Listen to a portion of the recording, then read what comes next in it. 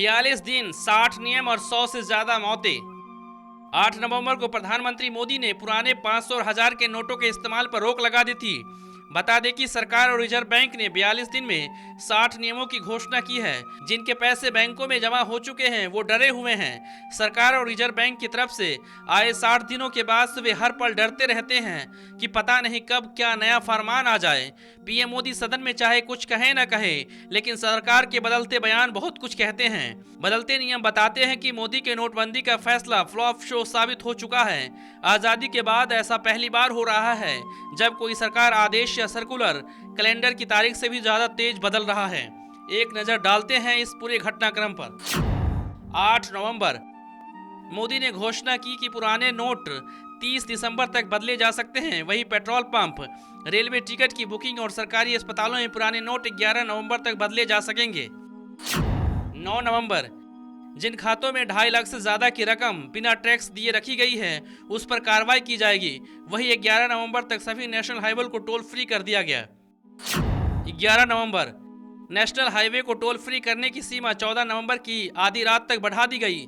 सरकारी अस्पतालों, रेलवे टिकटों की बुकिंग और पेट्रोल पंपों पर 500 और 1000 रुपए के पुराने नोटों के इस्तेमाल की सीमा को भी 14 नवंबर की आधी रात तक बढ़ाने की घोषणा की गई।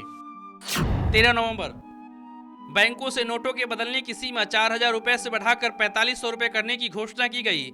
साथ ही एटीएम से हर रोज नकदी की निकासी की सीमा 2000 से बढ़ाकर 2500 रुपए करने की घोषणा भी की गई। बैंक में चेक के जरिए नकदी की निकासी की साप्ताहिक सीमा को 20000 रुपए से बढ़ाकर 24000 रुपए की गई। नए 500 के नोटों के बैंकों और एटीएम से उपलब्ध कराए जाने की घोषणा भी की गई। 14 नवंबर, सरकारी अस्पतालों, पेट्रोल पंपों और जन सुविधा से जुड़ी सेवाओं के लिए 500 और 1000 रुपए के पुराने नोटों के इस्तेमाल की सीमा को 24 नवंबर तक बढ़ाने की घोषणा की गई।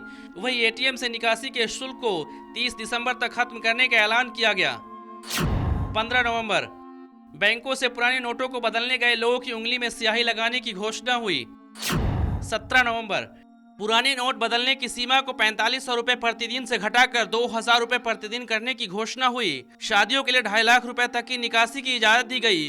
किसानों के लिए प्रति सप्ताह 25,000 रुपए तक, व्यावसायिक प्रतिष्ठानों के लिए 25,000 प्रति सप्ताह निकालने की सीमा तय की गई। राजमार्गों को टोल फ्री करने की सीमा 24 नवंबर की मध्य रात्रि तक बढ़ाने की घोषणा हुई। पेट्रोल पंपों से भी डेबिट कार्ड के जरिए 2000 रुपए तक की नकदी लेने को लेकर घोषणा की गई। 21 नवंबर, किसानों को पुराने नोटों से बीज की खरीदारी करने की अनुमति दी गई। 24 नवंबर, नेशनल हाईवे को टोल फ्री करने की सीमा 2 दिसंबर की आधी रात तक बढ़ाने की घोषणा की गई। पुराने नोटों को बदलने पर रोक लगा दी गई। पुराने नोटों को बैंकों में सिर्फ जमा करने का फरमान जारी हुआ। सरकारी अस्पतालों में पुराने नोटों के लिए जाने की सीमा 15 दिसंबर की आधी रात तक बढ़ाने की घोषणा की गई। 28 नवंबर, सरकार ने नई योजना की शुरुआत की। सरकार ने प्रधानमंत्री गरीब कल्याण योजना की घोषणा की। इस योजना के तहत 50% टैक्स देकर काले धन को सफेद किया जा सकता है। 30 नवंबर, रिजर्व बैंक ने जनधन खातों से निकासी की सीमा को महीने में 10,000 रुपए तक सीमित किया। 1 दिसंबर, सरकार अपनी पहली घोषणा से पीछे हटी। सरकार ने घोषणा की कि पेट्रोल पंप, हवाई जहाज और रेल की टिकटों को खरीदने के लिए पुराने नोटों का इस्तेमाल 15 दिसंबर की बजाय 2 दिसंबर तक ही किया जा सकेगा। 8 दिसंबर, सरकार ने डेबिट या क्रेडिट कार्ड या डिजिटल तरीके से पेट्रोल की खरीदारी पर 0.75% की छूट देने की घोषणा की।